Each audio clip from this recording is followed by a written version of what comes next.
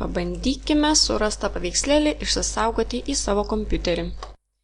Tarkim, aš noriu štai šio paveikslėlio, matau, kad jis labai didelis, 2560 pikselių ant 1600, tai būtų gražus turbūt ekrano fonas, pabandom išsisaugoti. Spaudžiam ant jo dešinį pelytės klavišą, tada atsiranda meniu ir mes renkamės išsaugoti paveikslėlį kaip.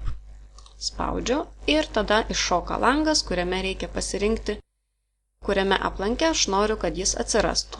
Tai spaudžiu ant darbastalis, darbastalis čia taip išversta, darbalaukis turėtų būti, ir noriu, kad jis išsisaugotų aplanke nuotraukos. Tai aš į tą aplanką turiu būtinai įeiti į vidų, 2 kartus paspaudžiu, įėjau ir spaudžiu išsaugoti.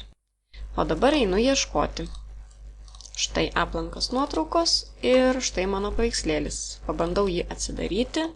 Paveikslėlis išsisaugojo, bet jis kažkodėl yra labai mažas. 284 ant 177 pikselių.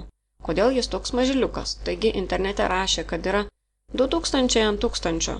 Kas čia dabar? Taip įvyko todėl, kad aš šito paveikslėlio nepasikroviau visų dydžių. Kaip tai padaryti?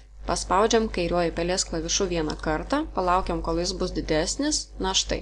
Ir dabar jau galima išsisaugoti. Spaudžiam dešinį pelytės klavišą, pasirenkame meniu išsaugoti paveikslėlį kaip, vėl renkamės aplanką, kuriame norim, kad išsisaugotų.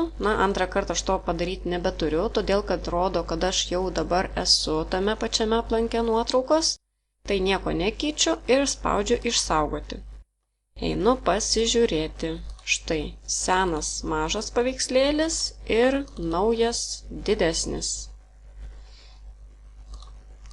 Tai jeigu nori, kad tavo paveikslėliai gautųsi gražus ir dideli, visų pirma, juos reikia pasikrauti, kad jie būtų didesni paspaudus kairiuoju klavišu ir tik tada juos galima saugoti paspaudus dešinį pelytės klavišą ir pasirinkus išsaugoti paveikslėlį kaip.